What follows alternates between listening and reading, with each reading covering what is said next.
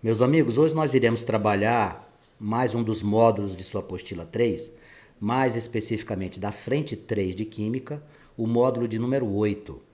Esse módulo da apostila que você possui, ele aborda um assunto denominado células galvânicas. E aqui nós vamos relembrar junto contigo a transformação de energia não elétrica em elétrica através do uso de pilhas e baterias. Nas aulas de física, você aprendeu que quando eu tenho um dispositivo num circuito elétrico que possibilita transformar energia não elétrica em elétrica, como por exemplo energia química, eu estou diante de um gerador. As pilhas e baterias, portanto, serão para nós, dentro da física, geradores. E aqui, dentro do estudo da química, compreender o histórico e a evolução desses dispositivos que são tão comuns na nossa vida.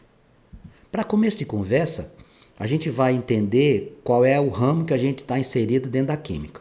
Quando a gente estuda, por exemplo, os compostos do carbono, quando a gente aprende isomeria, quando a gente discute se está diante de um álcool, de uma acetona, de um ácido carboxílico, aldeído, ou está diante de funções nitrogenadas como aminas, amidas, a gente está dentro de um bloco denominado química orgânica. Agora, nós estamos discutindo energia, nós estamos discutindo reações de oxidação, de reações de redução, estamos entendendo aqui como é que se produz, a partir de substâncias simples ou compostas, estruturas que nos permitam obtenção de energia. Quando eu estou diante disso, eu estou dentro da química num ramo chamado físico-química. Por isso que você começou a nossa aula hoje falando de geradores. Exatamente. A gente lembrou para você o papel do gerador dentro do estudo da eletricidade, né? Transforma energia não elétrica em elétrica. Então, dentro da química, esta nossa frente, denominada físico-química, vai ter esse papel. Primeiro, explicar esta produção de energia elétrica e seus aspectos. Depois, nós vamos descobrir que o papel da físico-química está vinculado intimamente ao estudo dos geradores. Por quê? Porque cabe a ela estudar a conversão de energia química em energia elétrica, através de pilhas e baterias. Lembram-se? Eles são o que lá na física? Lá na física, as pilhas e baterias são denominadas de geradores. Porque lá na física eles dividem em dois grupos, né? Quem transforma energia não elétrica em elétrica é denominado gerador. Quem transforma energia elétrica em não elétrica é denominado receptor. Bom, quando eu estou na química, e especificamente dentro da físico-química, eu vou estudar esse comportamento, eu vou também descobrir que existe a possibilidade de você fazer o caminho de volta. Como assim, Vance, caminho de volta? Ao invés de você obter a energia elétrica através de uma reação química, você utilizar a energia elétrica para permitir que aconteçam outros processos. Quando você faz esse caminho de volta, como por exemplo nos processos fazer uma solda, e depois a gente vai falar sobre isso, você está diante da eletrólise. Eletrólise é o caminho inverso. É um processo físico-químico, obviamente, que vai utilizar a energia elétrica que a gente está citando aqui. Essa energia elétrica você pode ter da corrente de um circuito, de uma pilha, de uma bateria, e ele vai permitir que ocorra uma reação de produção de outras substâncias. Compreendi. Quando eu parto dos geradores, transformando energia química em energia elétrica, eu vou obter um processo de oxidação e redução para obter energia. A eletrólise é o caminho inverso, exatamente. A eletrólise eu vou usar a energia elétrica para poder produzir substâncias, ou simples, que são aquelas que são constituídas de um único elemento, de um único átomo, ou compostas com mais de um. A obtenção de energia dentro do que a gente acabou de citar para você, das pilhas e baterias, se dá através de um processo de oxidação e redução. Aí eu peço que você lembre o que é isso. O que é oxidação e o que é redução. Esses conceitos são importantíssimos. Oxidação, amigos, significa você perder elétrons. Quem perde elétrons dentro das estruturas de oxidação e redução é denominado de agente redutor. Olha só, ele troca o nome, cuidado. Na redução, nós temos alguém que vai ganhar elétrons, que por sua vez será classificado dentro do estudo da físico-química como agente oxidante. Então, primeira coisa é relembrar esses conceitos para que você possa entender o funcionamento da pilha. Dê uma olhada nessa imagem que eu coloquei aqui embaixo. Isso aqui nada mais é do que o funcionamento da pilha. Observe que do lado esquerdo nós temos uma placa de zinco e do outro lado nós temos uma outra estrutura qualquer, né? um outro metal. Vamos imaginar aqui que seja prata ou qualquer outro. O zinco, nesta condição, ele vai sofrer uma oxidação, ou seja, ele vai liberar elétrons. Esses elétrons, quando liberados, permitem que haja o quê? A produção de energia elétrica. Quando essa estrutura de zinco acabar, a pilha, no caso aqui, ela vai deixar de existir. Vanks, mas não existem pilhas que recarregam? Sim, nós iremos comentar todos os tipos de pilha hoje aqui com você. O que eu quero que você entenda é a estrutura como um todo. Para que aconteça a produção de energia elétrica partindo de uma reação química, é necessário que alguém perca elétrons. Se alguém perde elétrons, o outro alguém recebe. Esse processo de perder elétrons se chama oxidação. O outro que ganha elétrons, o processo é a redução. Então, é assim que se tem o primeiro passo do entendimento do funcionamento das pilhas. Um processo de oxidação-redução, ou se você quiser abreviar, ox-redução. Aqui nós temos, para que a gente pudesse mostrar para você, a pilha de Daniel. 1836, Frederic Daniel inventou a pilha de Daniel. Como é que é essa pilha? Dê uma olhada. Primeiro, eu quero que você visualize do lado direito em movimento. Trouxe uma imagem aqui para você. Veja o que é que você tem aqui. Você tem dois polos. Você tem o zinco e o cobre. Tá vendo aqui, ó? Tá aqui o zinco, tá aqui o cobre. Observe o movimento dos elétrons ali, representados por estes pontos amarelos em movimento. Esses pontos amarelos são os elétrons. Então, está saindo elétron da onde? Do zinco. E está indo para onde? Para o cobre. Então, vamos raciocinar. Com isso aqui, eu quero que você entenda um resuminho que eu quero que você deixe fixado na sua mente. Vamos lá. Nós temos dois polos, certo? Do lado que libera elétrons é o polo ânodo.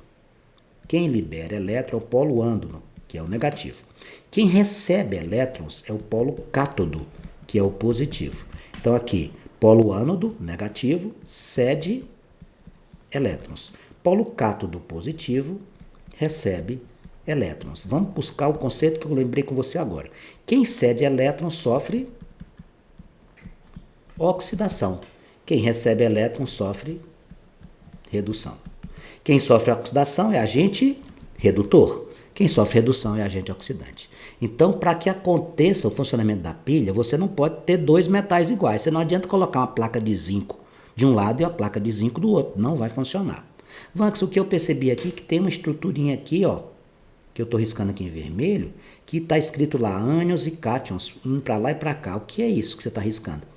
Esse dispositivo aqui, meus queridos amigos, se chama ponte salina.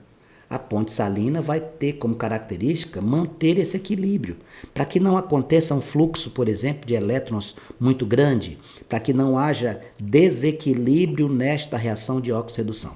A ponte salina, que eu estou desenhando aqui, vai ligar o polo cátodo e o ânodo, porque eles vão estar inseridos em quê? Vocês viram que aqui tem uma estrutura líquida? Tá vendo aqui, ó?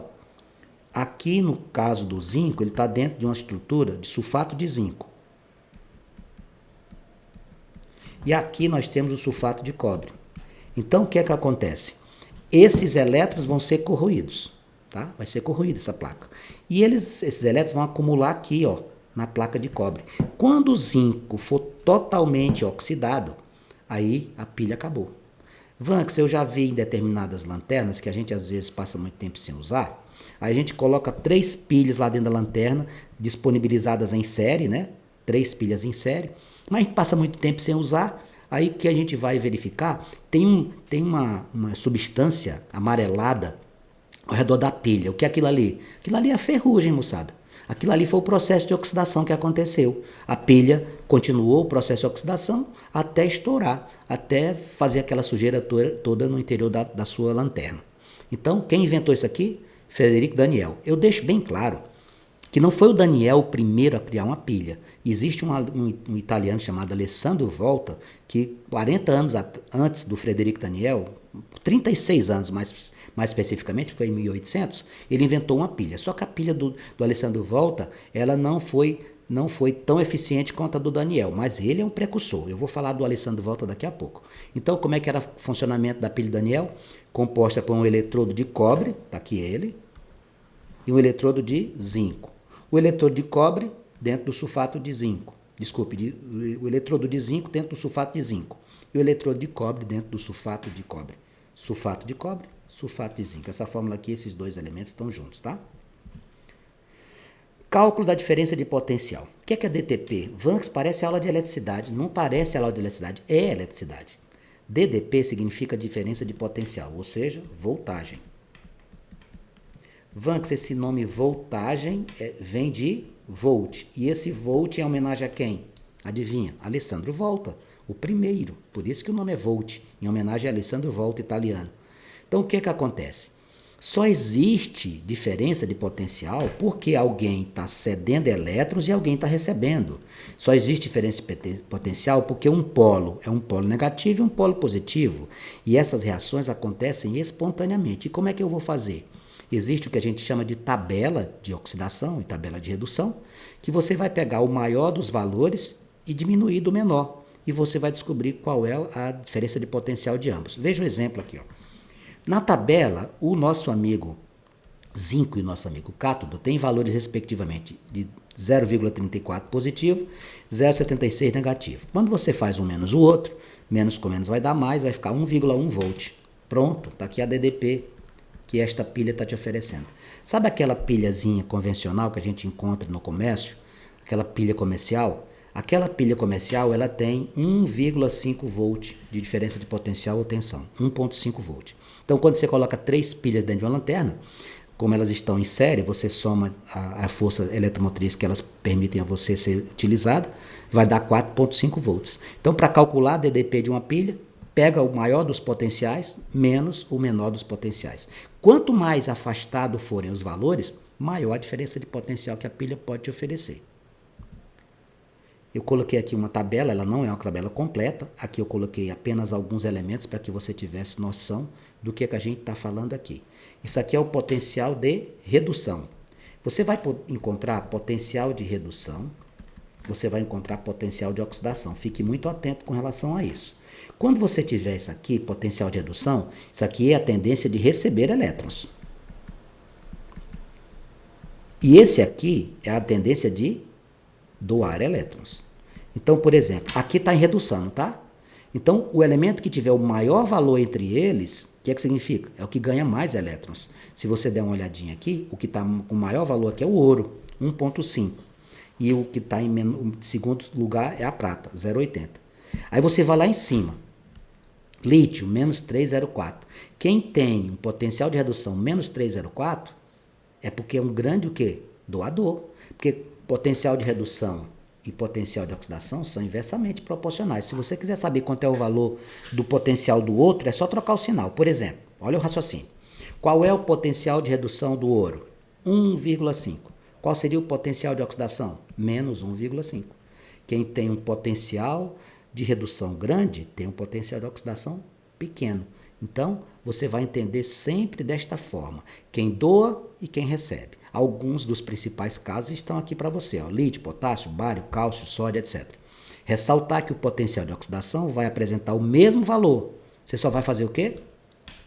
Sinais contrários. Todos os exercícios aparecem esses valores? Sim. Você não tem que saber valor de cós salteado, não. Fica tranquilo. Representação de uma pilha. Aqui está a primeira situação interessante que a gente vai comentar.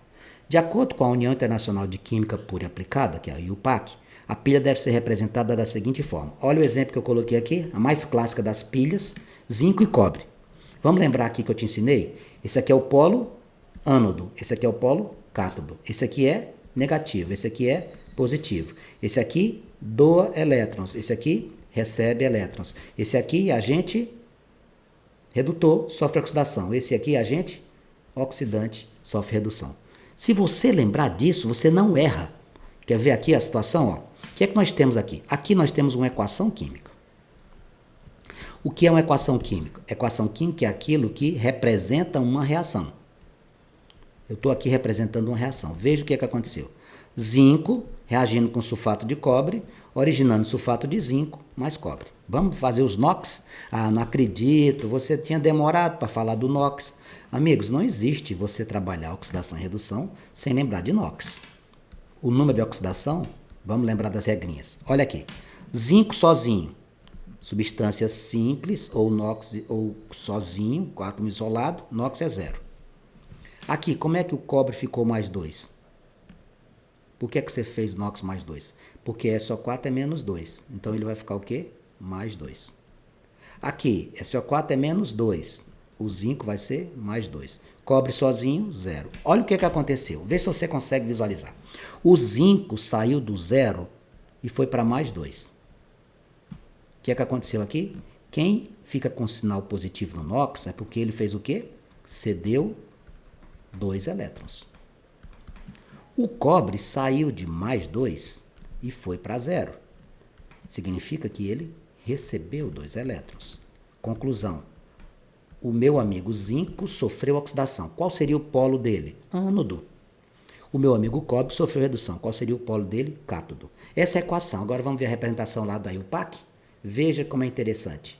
Veja essa representação. Você vai pegar primeiro o elemento que sofreu oxidação. Quem foi? O zinco. Começou zinco, terminou como? Terminou Zn mais 2. Olha que interessante, só pelo NOx. Aqui, se você quiser colocar o 0, você coloca. Se você não quiser colocar, pode deixar sem. Aí você vai colocar 2 barrinhas. Vanks, o que são essas 2 barrinhas? Essas 2 barrinhas é a representação da ponte salina. O cobre começou como? O NOx dele? Cu mais 2. Terminou como? Terminou 0. Então eu posso colocar o 0 aqui ou posso deixar 100. Não esqueça disso. Essa aqui é a representação da pilha. Ó. Olha aqui, ó. Olha a anotação. Do jeito que está aqui, você conclui tudo. Vamos ver se você conclui comigo. O zinco sofreu oxidação, perdendo 2 elétrons.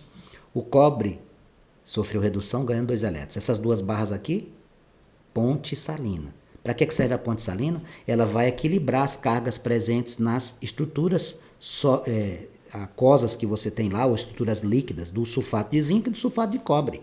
Para quê? Para que você evite o fluxo muito intenso, você vai literalmente ter a ponte salina como um elemento de equilíbrio. Observe o resumo que a gente fez aqui para você. Aqui do lado esquerdo é polo ânodo. Ele é negativo. Do lado direito é polo cátodo. Ele é positivo. O polo ânodo sofre oxidação. O polo ânodo sofre oxidação, enquanto que o polo cátodo sofre redução. O polo ânodo cede elétron. O polo cátodo recebe elétron. Quem sofre oxidação é agente redutor. Quem sofre redução é agente oxidante. Esta é a maneira de você fazer. Olha o outro exemplo aqui, com cobre e zinco. Banks, é a mesma coisa, é a mesma coisa. O que é que eu queria chamar a atenção para você? Quando eu faço o polo ânodo do lado esquerdo, não significa dizer que você vai encontrar sempre do lado esquerdo. Cuidado. Olha esse desenho que eu coloquei aqui do lado direito. O que é que aconteceu aqui? Ele colocou o cobre do lado esquerdo, aqui ele estava do lado direito. Então aqui, esse é o cátodo e o zinco é o ânodo. Consegue visualizar isso? Por que você sabe disso? Olha para cá. Olha ele dizendo para mim que os elétrons estão saindo do zinco para o cobre. Ah, entendi. Ele inverteu tudo. Sim, aqui é o ânodo, sofre oxidação. Quem sofre oxidação cede elétron. Quem cede elétron é agente redutor. O polo cátodo sofre redução, recebe elétrons e é agente oxidante. Vanks, eles dois são iguais, né? São iguais, amigos. São iguais, mas eu estou lhe chamando a atenção. Não é regra que quem é o polo ânodo fica do lado esquerdo. Normalmente, a situação que a gente encontra é essa, tá? Porém, não é obrigado. Pode acontecer como eu mostrei aqui do lado direito. Vamos agora falar sobre as pilhas. Quais são as pilhas que a gente vai comentar aqui contigo? Inicialmente, para falar das pilhas comerciais, eu vou citar aqui o Volta. Olha aqui que maravilha, ó. Alessandro Volta é esse senhor aqui, esse italiano. Ele em 1800, ou seja, 36 anos da pilha de Daniel, ele já tinha feito isso. O que é que o Alessandro Volta fez?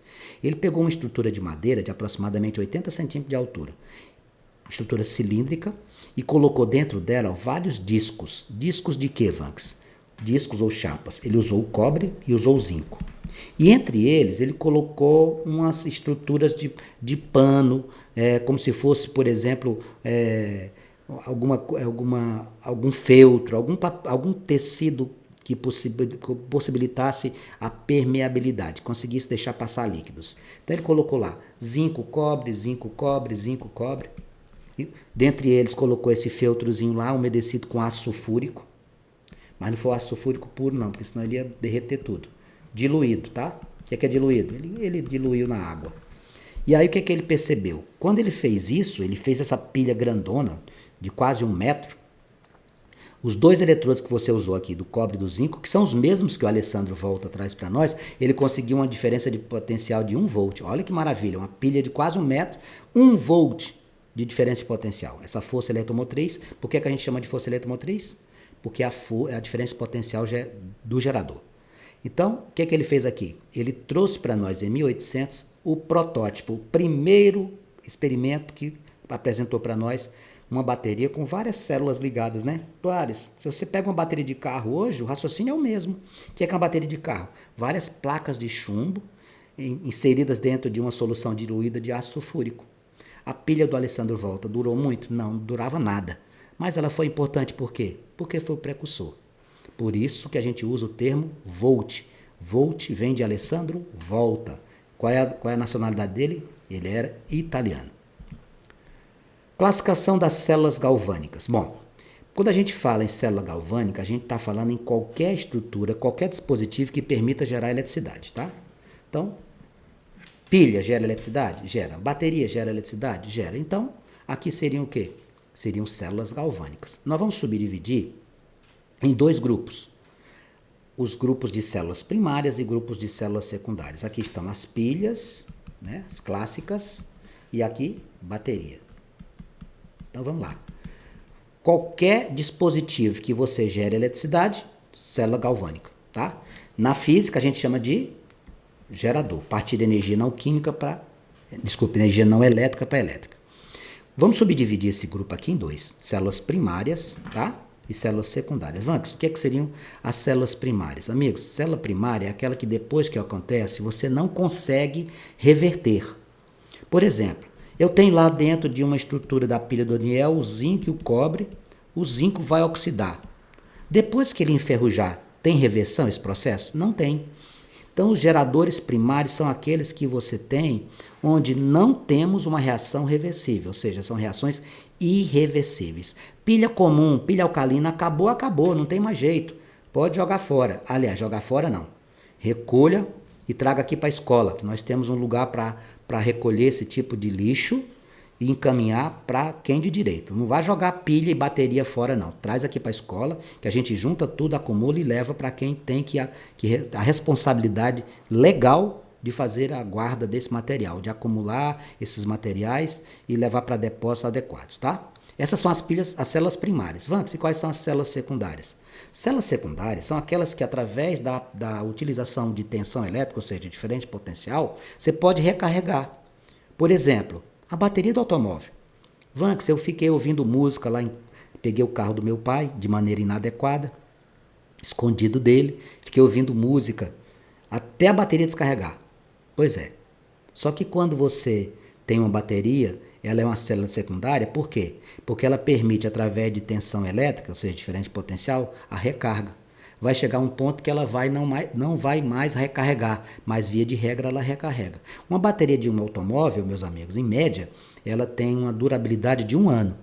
A primeira, seria interessante citar, a primeira, quando você compra um carro novo, ela dura bem mais. Agora, depois que você começa a trocar, em média, uma bateria de automóvel, ela dura 1 ano. Então, célula secundária é o gerador que costuma ser utilizado na forma de quê? De bateria. Ele permite, qual a diferença da célula primária? Ele tem uma reação reversível. Como assim? Ele pode repetir a recarga através da diferença de potencial. Beleza? Pilha é o quê? Célula primária. Bateria, célula secundária. Aquele teu celular, ele classifica como célula primária ou secundária? A recarga dele existe, então ele seria, no teu caso aí do teu celular, uma célula secundária. Vamos aqui ver os tipos de pilhas. Aqui a primeira, a pilha comum ou de zinco, também conhecido como pilha seca. Essa pilha seca é a mais clássica de todas, ó. É aquela pilha que a gente conhece desde que nascemos. Essas pilhas têm qual característica, Vanks? Elas são colocadas na sua estrutura uma barra de carvão. Aqui, ó, o desenho que eu coloquei aqui para você. O que é grafite, Vanks? Grafite é carbono. E aqui o que é que a gente tem? Em torno dessa barra de carvão encontra-se uma área de material absorvente completamente impregnado pelo eletrólito que é constituído por amoníaco. Olha só, amoníaco, bióxido de manganês, tá? Óxido de zinco, cloreto de zinco e água. Com revestimento externo, essa parte externa aqui é um metal, né? Com revestimento externo, se bem que eu já vi lá pilhas no Paraguai, que esse revestimento externo aqui era de um papel grosso. Eu já vi essas pilhas lá do Paraguai. Só funciona na hora de testar o que você está comprando. Com revestimento externo de zinco, o conjunto ele é fechado. E aí você vai ter o polo positivo aqui em cima, ele tem um pontinho, e aqui o negativo. Ó. O polo positivo ele é ressaltado e o polo negativo ele tem uma profundidade que a gente consegue notar. Nessa parte superior, você tem um revestimento isolante separando o polo positivo do polo negativo. Vanks, depois que o processo de oxidação conclui, eu posso recarregar a pilha seca? Não. Pilhas alcalinas. As pilhas alcalinas, elas têm a mesma característica das pilhas secas, porém, elas têm maior durabilidade. Vanks, elas são mais duráveis por quê? Porque no centro dela, meus amigos, você vai encontrar, sabe o quê? Uma estrutura de zinco. Que ele é uma estrutura que permite muito o processo de oxidação. Dentro da pilha alcalina, você vai ter uma série de situações que a gente poderia citar, e dentre elas eu coloquei aqui, ó, composta de um ánodo de zinco, acabamos de falar, poroso, imerso em solução alcalina com pH aproximadamente 14, de hidróxido de potássio. O que é o hidróxido de potássio? KOH, ou hidróxido de sódio, NaOH. Envolto em uma capa de ácido niquelado, além de um separador feito de papel e de isolante de nylon. Lá nós não temos isso, né? Lá na outra nós não temos isso. Apesar de a pilha comum e alcalina serem ambas compostas de dióxido de manganês e zinco, o processo de fabricação é diferenciado. Na pilha comum, você utiliza o quê? Cloreto de amônio, que é sal ácido. E o zinco é o envoltório do mecanismo. Na alcalina, você vai usar o quê? Ao invés de usar o cloreto de amônio, o que é o cloreto de amônio, Vanks? NH4OH, que é uma base solúvel. Você usa o que lá na alcalina? Zinco. O que é que isso vai permitir de diferença? Diferença básica é que a pilha alcalina vai ter maior durabilidade. Pilhas de mercúrio. Vanks, o que é que são pilhas de mercúrio? Pilhas de mercúrio, meus amigos, são aquelas que a gente coloca aonde? Você já viu essa pilhazinha, né? Você coloca nos celulares, coloca nos relógios de pulso, coloca em máquina fotográfica, agendas eletrônicas. Os aparelhos auditivos também utilizam isso aqui. O que mais? As calculadoras. Estas pilhas, elas são formadas de quê? Olha a estrutura dela aqui. Ela é uma estrutura de aço, tá? E aqui dentro a gente tem o quê? Tem o zinco. Por que usa tanto o zinco? Porque o zinco é excelente para acontecer o quê? A liberação de elétrons, né? Ele tem uma característica de um grande potencial de oxidação. E aqui dentro você tem mercúrio misturado com grafite, ó, aqui dentro, tá? Estas pilhas, elas são duráveis e têm como característica uma tensão ou diferença potencial de 1,35 volts. Pilhas de combustíveis, elas são pilhas que não são presentes na nossa rotina, porque essas pilhas aqui, elas estão mais voltadas para quê? Para você conseguir energia química direta de uma determinada fonte de combustível, tá? Ah, entendi. Você converte energia química do combustível em energia elétrica. Isso. Sabe quem é que usa muito isso aqui? As naves espaciais, tá? Os projetos de viagens espaciais, eles utilizam muito essas pilhas de combustíveis. Ela tem ânodo e cátodo? Tem. Liberação de elétrons, recebimento de elétrons. E aí ela tem uma camada catalisadora de platina. O que seria camada catalisadora de platina? Platina é um elemento químico, tá? Um metal. Camada catalisadora significa que isso vai permitir a você que esse processo aconteça mais rapidamente. Essas pilhas de combustível, insisto, elas são utilizadas aonde? Em naves espaciais. E elas têm o quê? Uma característica de rapidez na obtenção dessa energia química contida no próprio combustível existente. Ela se baseia em quê, Vanks? Ela pega a formação de água a partir de quem? Do hidrogênio e do oxigênio. Elas são reagentes e esses reagentes eles vão se renovando. Pilha de lítio. O que é a pilha de lítio? Essa pilha ela dura anos, tá? Elas duram até 10 anos. Se eu tenho uma pilha que dura tanto tempo, certamente elas vão ser utilizadas aqui, ó. Se você tem algum parente que utiliza marca-passo, ou seja, que tem algum instrumento que é capaz de auxiliá-lo nas suas condições cardíacas, eles usam no marca-passo a pilha de lítio e sódio. Essa pilha vai permitir o quê? Que esse dispositivo funcione durante um longo tempo. Qual é a tensão que isso aqui produz, Vanks? Olha, eles produzem em média 3 volts, algumas 3,5, tá? A diferença de potencial. Duram em média 10 anos, tá? Essas pilhas também, quando os marca-passo, dependendo do equipamento que você está usando, ela vai te propiciar uma voltagem de 2,8 volts. Elas têm uma característica muito parecidas com as pilhas de mercúrio, tá? Os desenhos que elas se apresentam são muito parecidos.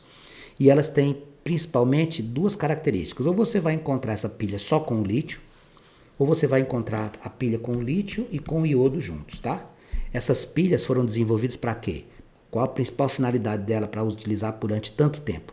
Para auxiliar os nossos amigos, os nossos irmãos que possuem características necessárias de um funcionamento cardíaco que exige esse marca-passo, tá? Ela é segura, não vai liberar nenhum tipo de produto no interior do coração ou de onde ela está instalada.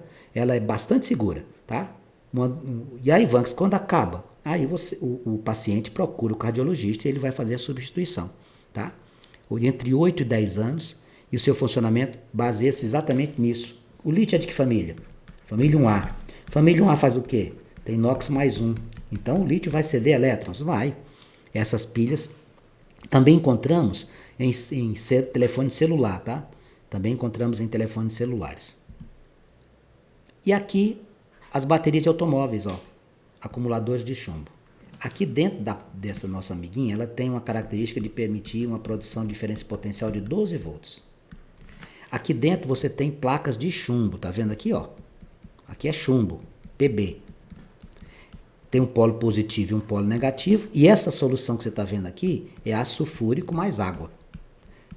Solução de bateria, o que é que eu já vou falar nesse negócio? Solução de bateria, o que é isso? Solução de bateria é ácido sulfúrico diluído em água.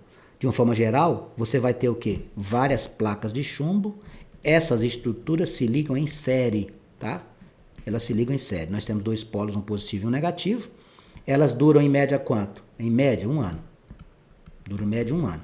Utilizados aonde? Em automóveis. Quantos volts que ela te permite ter lá no automóvel? 12 volts. O seu ânodo é o polo negativo, o seu cátodo é o polo positivo. Então aqui, ó, tá aqui um polo, tá aqui o outro. Vanks, se eu quiser visualizar se isso aqui está passando corrente, eu posso fazer isso com um teste normal, o teste que a gente utiliza, por exemplo, na nossa casa, no circuito elétrico? Sim. Essas pilhas, desculpe, essas baterias, o acumulador de chumbo, elas têm como característica utilizar placas, tá? Placas de chumbo. E aqui a gente também vai encontrar um óxido muito famoso, que é o PbO2. O que é esse aqui, Vanks? Dióxido de chumbo. Bom, e aqui eu coloquei alguns exemplos antes da gente terminar. Nosso horário já está estourado, mas eu vou fazer isso. Numa pilha eletroquímica sempre ocorre o quê? Redução no ânodo. Polo ânodo sofre oxidação. Movimentação de elétrons no interior da solução? Não é no interior da solução, é através dos fios condutores, não é dentro da solução. Solução de sulfato de zinco, sulfato de cobre, não tem elétron passeando lá, não.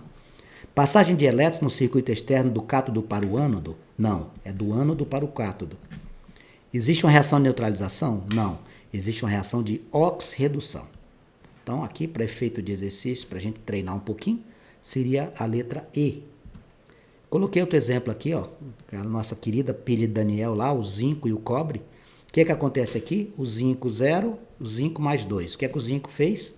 O zinco sofreu oxidação.